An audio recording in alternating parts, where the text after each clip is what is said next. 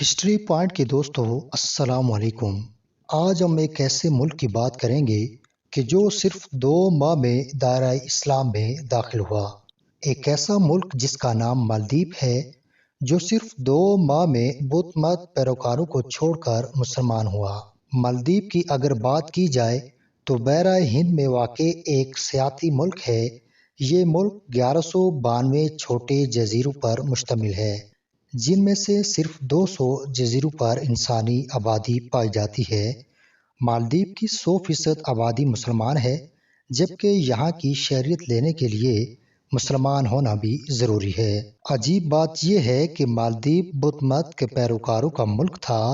صرف 2 ماہ کے اندر ہی اس ملک کا بادشاہ، عوام اور خواص سب دائرہ اسلام میں داخل ہوئے۔ مگر یہ معجزہ کب اور کیسے ہوا؟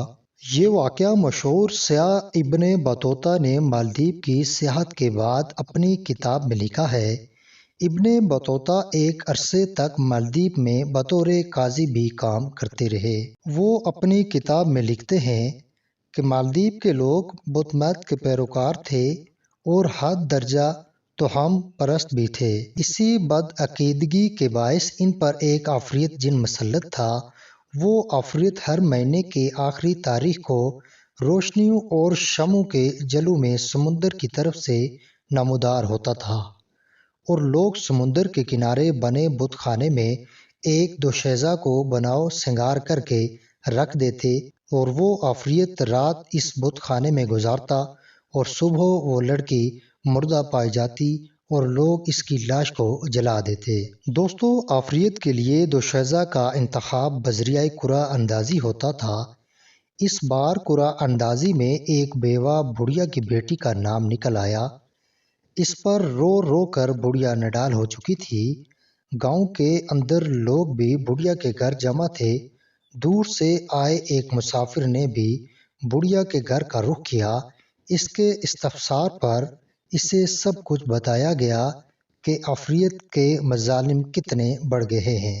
دوستو، مسافر نے بڑھیا کو دلاسا دیا اور عجیب خواہش کا اظہار کیا کہ آج رات آپ کی بیٹی کی جگہ بت خانے میں مجھے بٹھایا جائے۔ پہلے تو وہ لوگ خوف کے مارے نہ مانے کہ عفریت تو غصے میں ہوئے تو ان کا انجام بد ہو سکتا ہے، لیکن مرتا کیا نہ کرتا، وہ راضی ہو گئے۔ مسافر نے وضو کیا اور بت خانے میں داخل ہو کر قرآن مجید کی تلاوت شروع کر دی۔ عفریت آیا اور کبھی واپس نہ آنے کے لیے چلا گیا۔ لوگ صبح نہار بت خانے کے باہر جمع ہوئے، لیکن مسافر کو زندہ دیکھ کر وہ کافی پریشان ہوئے۔ یہ مسافر مشہور مسلم داعی، مبلغ اور سیاح ابو البرکات بربری تھے۔ ابو برکات کی آمد اور عفریت سے 2 ہاتھ ہونے کی خبر جنگل میں آگ کی طرح پھیل گئی۔ بادشاہ نے شیخ کو شاہی اعزاز کے ساتھ اپنے دربار میں بلایا۔ شیخ ابو برکات نے بادشاہ کو اسلام کی دعوت دی۔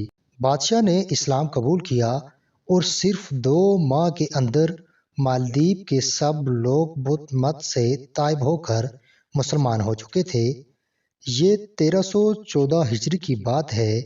اس مبلغ اور داعی نے مالدیپ کو اپنا مسکن بنایا، لوگوں کو قرآن و حدیث کی تعلیم دی، ہزاروں مسجدیں تعمیر کی اور مالدیپ میں ہی فوت ہوئے، اسی مٹی میں دفن ہی ہوئے۔